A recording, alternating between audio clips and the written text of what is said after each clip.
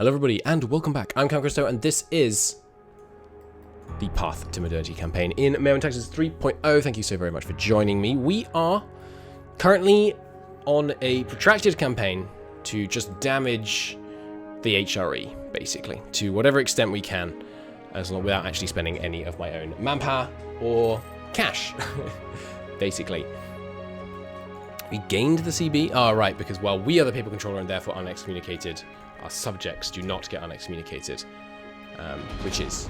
Wow, that's too loud. I apologize. Let me turn that down. This is the Surviving Mars soundtrack, by the way. People always ask. It's a great soundtrack, written by a fantastically talented man, called... The first 2 hours of it, which are my favorite parts, George Sterazov. You're a legend, George. This soundtrack is amazing. Alright, let's keep it going. Any interesting disputed successions? Not really. Conversions and Center of Reformation disappeared. Let's go! Finally! There are no Protestant, Lutheran, or Hussite centers of Reformation. Sorry, not Protestant, Lutheran. Calvinist, Lutheran, or Hussite centers of Reformation in Europe. That is an accomplishment. Nice. Well, we can therefore just keep getting our guys to come back to the one true path. Recognizing the authority of Rome. I need to turn down this music even more. It's so loud. There we go. Always a balance between trying to make it, loud enough for me to hear, but not so loud that I feel like you can't hear me. One of those classic things that YouTube gamers, at least long-form Let's Play YouTube gamers, are often paranoid about. So we have plenty of naval supplies. We can increase the size of our navy. It would deter coalitions. So let's do a little bit of a naval expansion program. Seems good.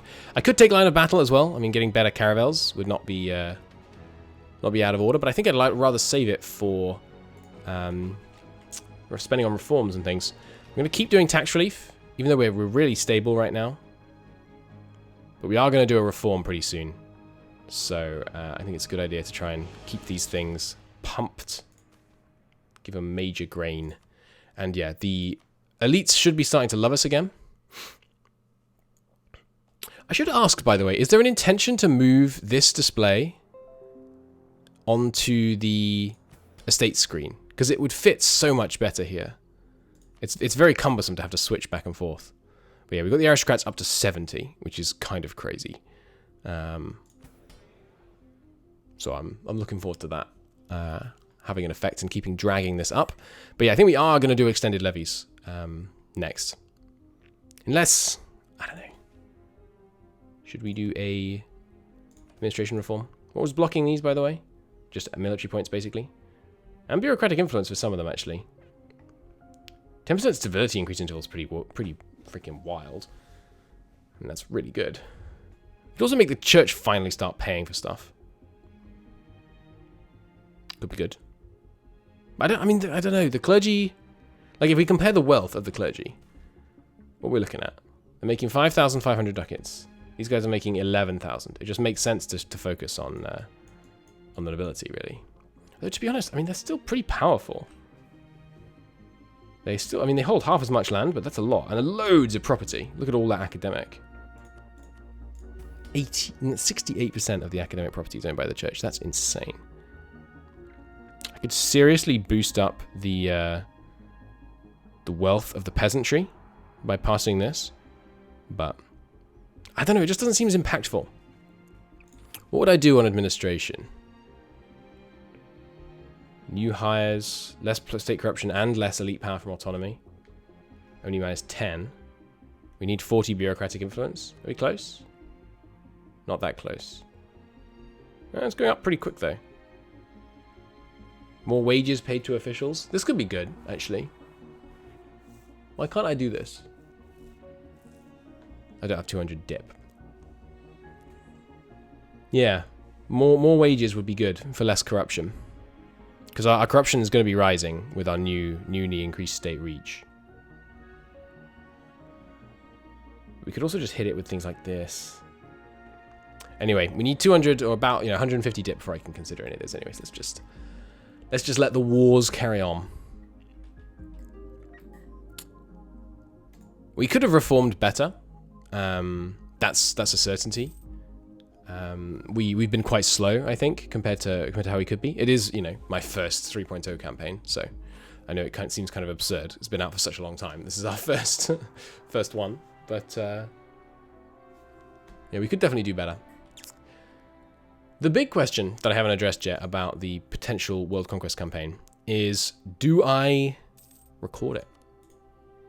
World Conquests tend to be kind of, you know, slow and long. So I could do the approach of recording just interesting bits, just highlights, as we did with Mundum Satis, which I think worked really well. I enjoyed that. And it would be much easier than with Mundum Satis, because with Mundum Satis, that was before, or at least some of the episodes, I think, were before I could pause recordings on OBS. Now I can just pause recordings really easily and not have to edit them, not have to edit like 10 different chunks of footage together in order to make one episode. It's much more pleasant to do it that way. And it means I can play the World Conquest game, you know, whatever, late at night, when I'm ill, at times when I don't feel like recording, basically. Because recording in that format where you're just recording the exciting bits, or just briefly kind of checking in on how things are going. It makes the burden of recording, which is already, you know, I'm not trying to claim being a YouTuber's like hardest job in the world or whatever, but it makes the burden of recording, which is again already not very large, but it makes it much smaller. Where is this nation, by the way? Where the heck are you, Cole? Oh yes, right. So I want to convert people, but not if they're in the area we're trying to get, because I want to be able to use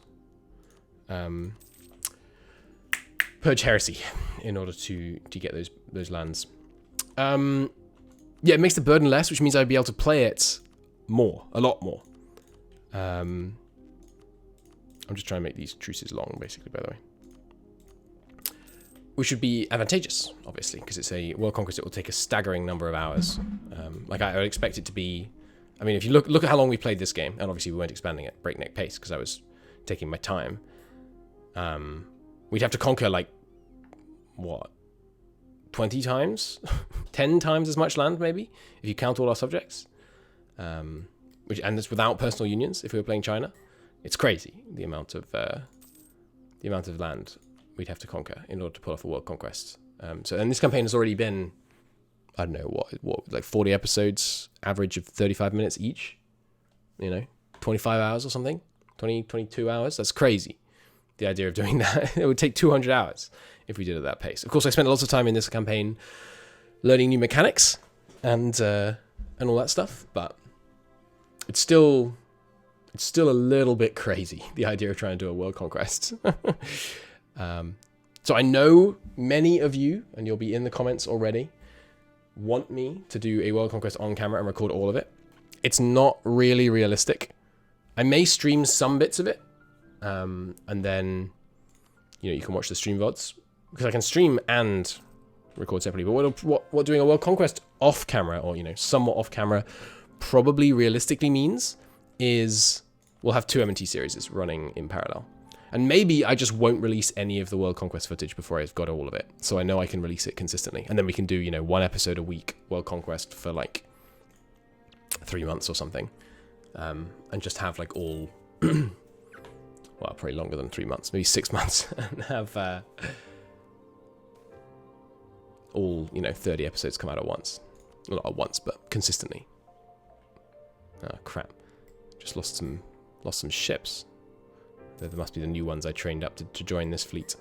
At least we caught out some Danish ones there as well.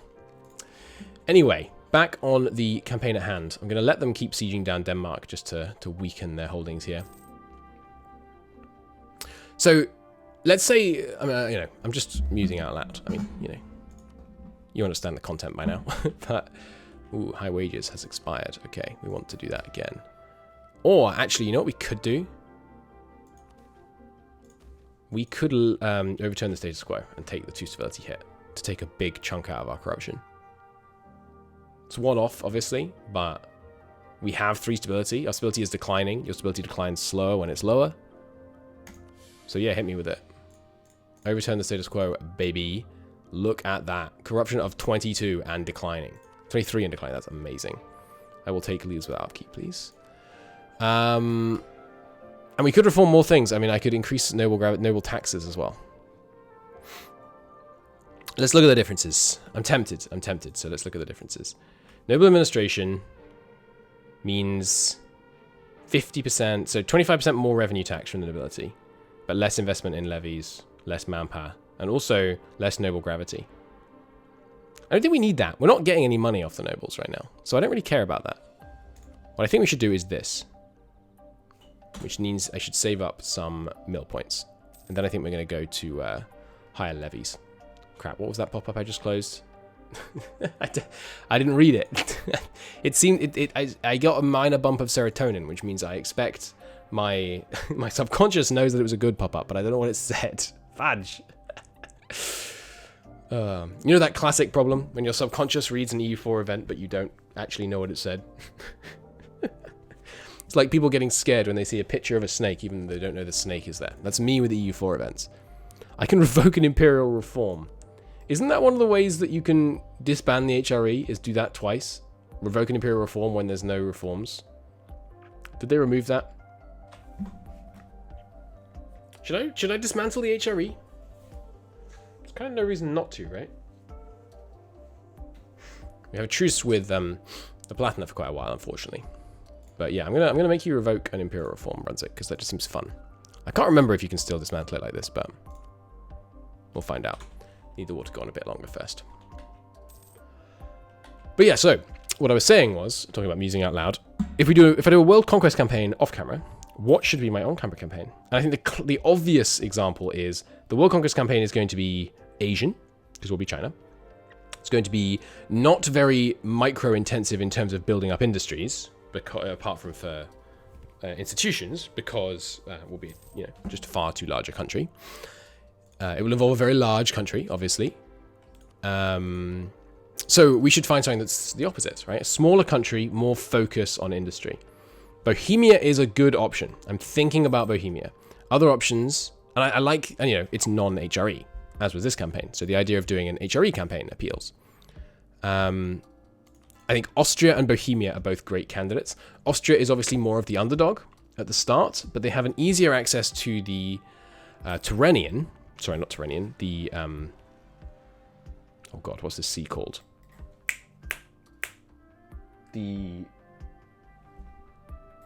What the heck is this? Oh, it's so embarrassing. What's it called? Adriatic. The Adriatic. I'm sorry. I'm probably one of the few people in the world that's embarrassed they can't remember the name of the Adriatic Sea. But anyway, they have easier access to the Adriatic, which is cool. They'll have a more adversarial relationship with the Turks, which would be interesting. They have some cool events, I think. Also, I think they have an interesting mission tree. Austria, is that true? I probably shouldn't tag to a different country. It might screw up the scripting somehow. And they're very focused in terms of cities, right? Because as Austria, we're probably going to develop, realistically, Ostmark in the fullness of time, Prague, Pest, maybe Venice. That's about it, right? In terms of cities, there's not much urban development. Okay, there's one here, actually, that maybe that doesn't in there at the start, but... So playing as Austria in the HRE could be interesting. But before we do that, maybe I should submod it? Because why are there so few HRE reforms? Add more HRE reforms back to the game. I'll put that in my submod list. Also, are there any incidents? I mean, incidents aren't necessary, but if there aren't incidents, this shouldn't be in the UI. But you can still centralize the HRE, but we would not do that. So what I'd probably do, because this is as before, right? You go here, here, here, Landfried, then you go reform, this, and then you unite the HRE, right? We've already done that in my previous World Conquest campaign. I don't want to do that. But a decentralized HRE could be cool. So what you'd want is a couple more reforms here, and then a couple more in decentralization. And what they do is things like this. Yeah, exactly. They give you more diplomats, more diplo rep. They give you maybe some. I know the devs don't like magic money, but maybe some cash for each empire, each nation in the empire. And the way you would balance that is you just have less income from the landed estates modifier, the familial estates. You'd say like every nation in the HRE gets minus 2.5, minus 0.25 monthly tax, and the emperor gets plus 2.5 per nation. You know, something like that. So there's no extra magic money compared to vanilla 3.0. And things like, yeah, more Diplo rep, more maybe lower coring costs, more admin efficiency to represent the kind of, you know, pulling of the best minds across the empire into working on your thing, more centralization, something like that. And we'd go down that path. And also, this path, I think Landfried does this already. Or... No, that's right. It's this one, I think. Urbicus Reiterum, whatever. That would also exist over here, I think. Maybe many of these would already apply. Oh, hang on. They already have it implemented. Okay. Honestly, if I modded it, maybe I just remove the concept of centralization versus decentralization. I just have Renovo Imperii as an optional reform here. This has got me thinking now. Yeah, I think what I'd do is I'd take out these two and I'd put them here, and then I just have one set of reforms here. So you don't have to choose a path. You can just not do the last two reforms, which get you the vassals and this one. You don't want the vassals if you're not going to revoke, because it just crashes. It'll make the game really, really slow. Yeah, I think that's probably what I do. And then you add a couple more. So you have like a nice long list here. And then you remove the Imperial Diet bit from the UI. I bet I could do that. It would take me some time, but I bet I could do that. And then we play as Austria, and we don't revoke the privilege, basically. So we'd probably conquer most of the... we'd conquer all of the Danube node, probably. And then, you know, some of Bohemia, and maybe a little, you know, one province for some trade nodes in some of these other areas. But then basically we focus on just kind of building up an empire that would be like along this kind of border. I think that would be a cool empire to build, and it'd be much of a taller game. And we'd actually focus on, so we wouldn't go colonial. Instead, we'd focus on Indian trade. So we'd fight the Turks and the Mamluks and try and gain control of some key trade locations, such that we could then grab land down here and really just beeline. Wait, what was that? Did Holland just get a Treaty of Tordesillas fire? Or Friesland, sorry. So we could go towards Indian trade. I think in Austria, that was kind of not that involved in European affairs, controlling some land, going towards Indian trade, would be really cool. Because I keep saying I want to go towards Indian trade, and I never, ever, ever do it. Who just got a new Treaty of Tordesillas? I thought it was a Dutch someone or other. Where do I see a...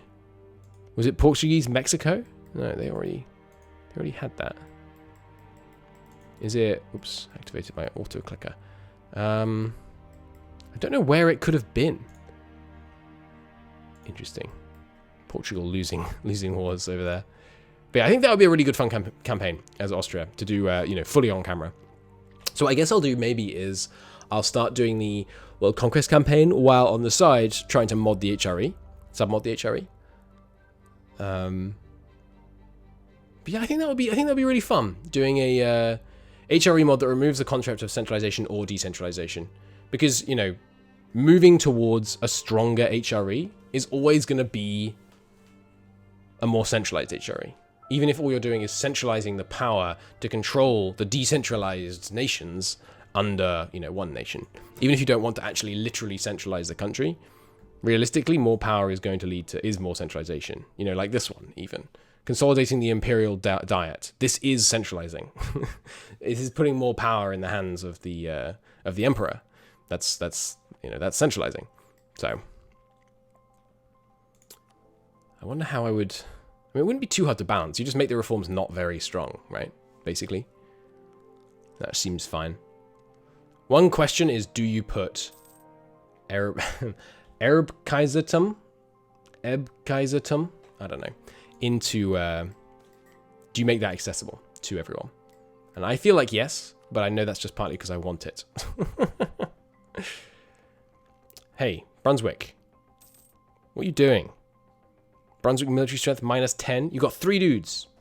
Let me go smack them around a bit, and then maybe they'll see the reason. Come here. I hope you've enjoyed these last couple of episodes. I've done these 3 back to back. Getting a bit peckish, so I'm going to stop probably for a bit now. Maybe do some modding. But I hope you enjoyed them, because I've enjoyed them. And if we can bring those 2 things into alignment, then hey, we've got a vehicle for the creation of fun all round. Have I talked about my content creation philosophy recently, by the way? I think it might come up. Ooh, I can get the poor law and get 2 innovativeness. I can get 2 innovativeness. That'll give me a whole, 0.2% global institution spread. Wow. Let's not do that. But yeah, people will ask, they'll say, A, people ask, why don't you edit all your series? B, they say, why don't you publish all the footage? And the answer is pretty simple, which is I don't create content for your benefit. I know that seems counterintuitive, because surely if it were true, I would just never not publish the content. But it is true. It's genuinely true. I mostly create content for my own benefit. And I know that's true for other people, other content creators, because they're making money off it. But I do make money off YouTube. I can't remember how much. Not very much. Let me check. It's not terrible, though. I know this is not very interesting to some of you, but I should leave the game on pause while I check this. But Count Christo revenue lifetime. I have made approximately £4,200 off this YouTube channel in 5 years. So, I mean, that's, it's not none, but it's not very much money. In the context of someone with a full-time job that I'm very happy with, both in terms of enjoying the work I do and being relatively happy with my compensation. That's not very much money. So I don't do YouTube to make cash, but I do it mostly because I enjoy the community aspect. When people comment and they say like they're really enjoying kind of experiencing the campaign along with me and stuff like that, that makes me very happy. I really like the idea that there are people, not necessarily who can't play the mod or don't want to play the mod or anything, but just people who like watching. And I know this is it's a very obvious take, but I really like it when people like the stuff I make. It makes me happy. It's a very cool experience. If you've never created anything and shared it, it can be incredibly small, like a Reddit post or something. Excuse me, what's this? Intrigues in Paris. They want my administrative advisor to leave in exchange for a treasurer from the aristocrats. Hell no, I'll take the legitimacy hit. What's this saying? Yes, if you haven't created something, and this is something that I think about a lot because I'm a community manager in real life, in my main job. It's probably a better way of putting it than in real life. And the thing that you do as a community manager, one of the main things you do, is you try and foster people's natural desire to share their knowledge and help people, right? You have a forum, like a support forum, and the way in which your support forum is going to flourish is if people, voluntarily, almost always voluntarily, almost always unpaid, almost always without being asked, answer other people's questions helpfully on the forum, right? That's one of the key things that you're trying to encourage. And I really enjoy encouraging that because when you do that, when you answer people's questions on forums, the place I've mostly done that is MEIOU Facebook page. I spent hundreds of hours answering people's questions and sharing my campaigns and all that stuff on MEIOU's Facebook page before I ever made a YouTube channel. And that's really fun. It's really rewarding when people they appreciate your answers. They like the stuff you're sharing. It's a really cool feeling. So if you don't do, I know this is old news to a lot of people. Like, yes, Christo, we understand the concept of social media, but using social media not just to promote stuff you're doing or share stuff you've done, but to help other people, and not helping them in like a you know, charitable giving kind of way, though of course you can also do that, but just helping people by sharing tips, by doing that kind of stuff. It's very rewarding. I think we should stop sending Mexican expeditions. They don't seem to be coming back with any stuff. But there is still Taxacala here to have land taken from them, so I will keep sending it. They're big provinces, probably why they're struggling. What was I saying?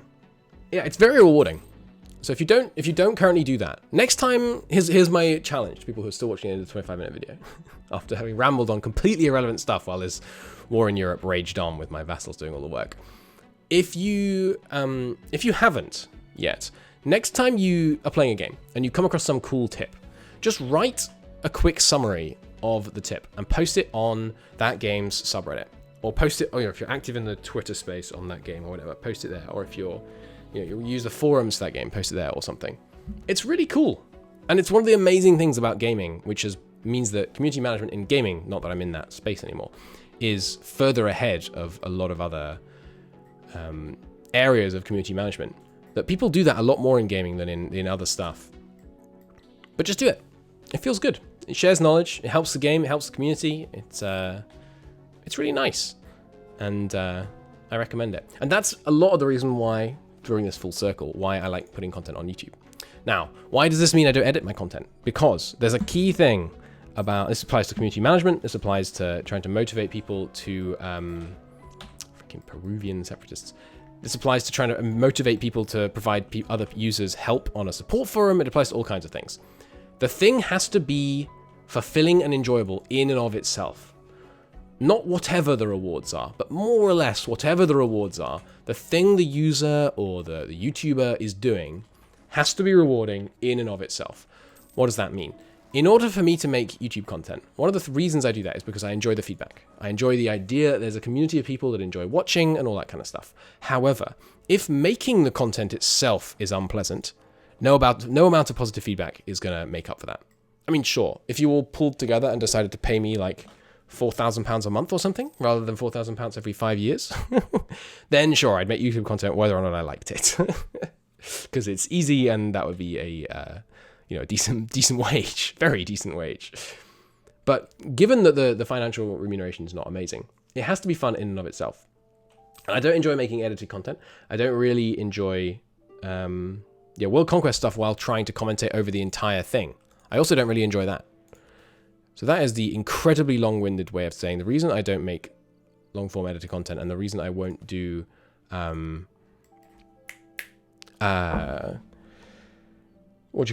fully recorded World Conquest campaign is because I would not enjoy it. There you go. That was 7 minutes to say one sentence. So let's do something here. There's more noble power from wealth, but less autonomy from the nobility. The question is, do we want to go with rural governance, like formalizing the systems of rural governments, or extending the levies? I think I want to extend the levies. And they're going to be pissed. They're going to be real pissed.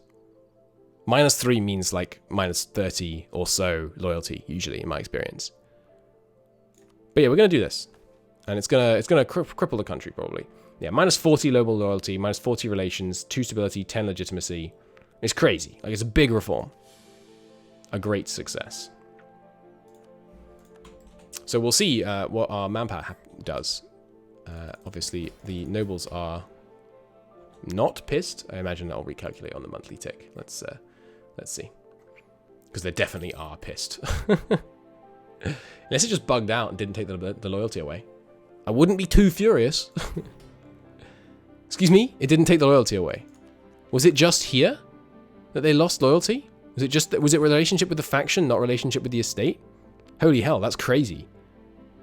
Okay, amazing. Oh, this is going to go crazy then, I imagine. Have some special commissions.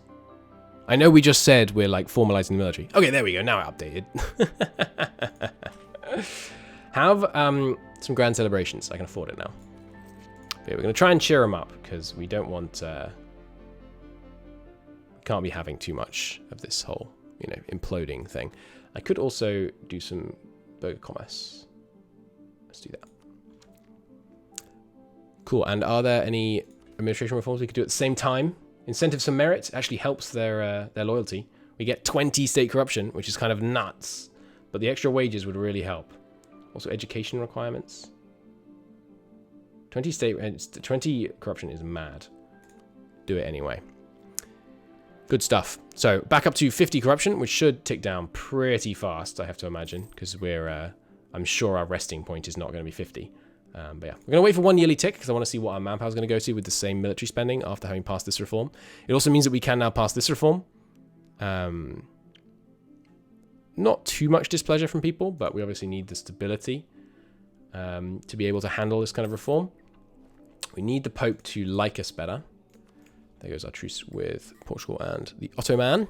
I'm going to give the Pope some money. And it's going to cost me. But I really want him to like me enough for me to be able to buy stability.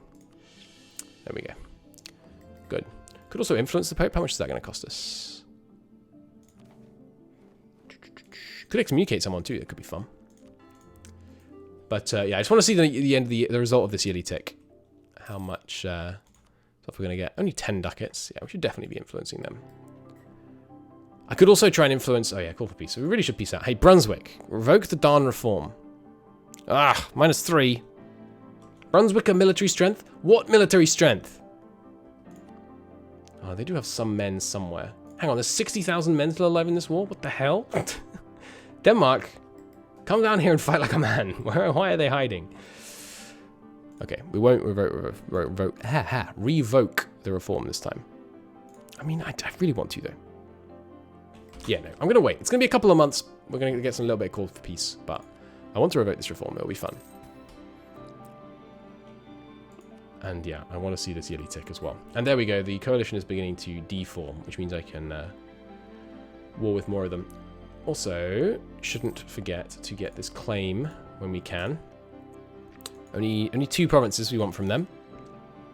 Only one of which I border. But yes, monthly tick coming up. I will pause the recording this time. Spare you the monthly tick. Right, finally a successful expedition to Mexico. We will go and check out what that is in a second. And our manpower did not change. Fascinating. That's kind of interesting. Maybe that's because it hasn't redone the taxes since we last looked. I should have looked at the burden of taxation event and seen how much it was, what it was spending them on. Because what we've just enabled is conscription, right? How do I see what taxes are enabled by it? Yeah, enlistment. Enables enlistment via bureaucracy. But is it that I also need... Oh, enables enlistment as in enables your ability to go to enlistment, not enables the new tax enlistment. I see.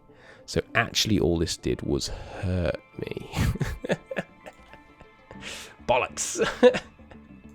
Is that right? There's literally no benefit? Okay, less noble gravity. And yes, less... Okay, you get more professionalism, less army tradition decay, and less noble gravity. That's not no benefit, but I did expect it to actually increase the amount of manpower we get, whereas all it does on that front is enable us to get this next level of volunteers. Okay, but the fact that we actually barely lost any is it's great.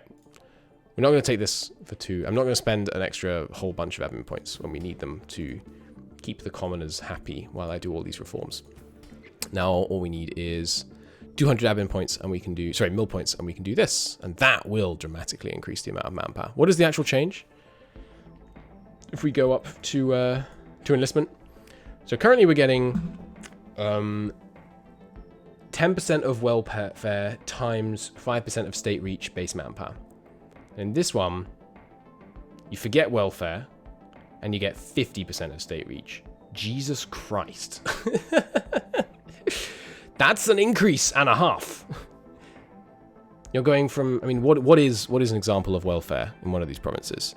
Where do I see that? It's in here, right? Needs, freedom, knowledge. Isn't it in here? Peasants, levy, draft rate. You're telling me we're drafting 48% of the nobles? That's insane. Where is parent-peasant welfare? Is it life needs satisfaction? Or is it under concerns? Here we go. Yeah, okay. So the 6.7, crack the calculator for the last episode of the session. We got 6.77 welfare. Okay, so right now we're getting 6.77 times 0.1, which means, you know, get 10% of it, times 5% of state reach. So we're going from 5% of state reach, first off, we're going from 5% of state reach to 50, okay? So we're getting 10 times more there. And then, instead of timesing it by 0.677, which is 0.01 times welfare, we're timesing it by 1, effectively, you know, because we're not timesing it by anything. So we're increasing it there by, whatever that is, like 50%. Going from 0.677 to 1 is essentially about a 50% increase. So we're timesing the amount we're getting by 10, and we're increasing it by 50%. So we're getting 15 times more base manpower. That's insane. And when it says base manpower, I assume that means before taxes, right? Like before you apply these? Or does that mean the amount of manpower that these are available to be applied to? I'm not certain, actually. What I'm going to do is I'm going to end the episode and I'm going to put that question to the devs. Thank you so much for watching, everybody. It's been a great pleasure. I know I rambled a bunch about community management. By the way, I had someone reach out recently who was trying to get a... I'm not going to name them, obviously, but someone reached out to me who was trying to get a job at Paradox in community management, and they wanted me to give them some advice.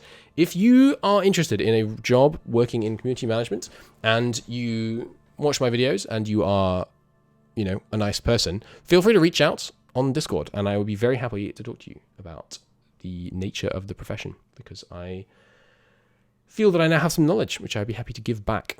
Anyway, so there's more. These get enabled by things, right? Like conscription, it requires something. You know, I'm supposed to be ending the episode, but conscription, it requires enlistment, yes. So not only do you unlock this, but you get high base manpower. But I'm gonna go and try and find out what base manpower means. Anyway, thanks so much for watching. Thanks for listening to my weird rambles about community management. I will see you in the next episode. Bye-bye.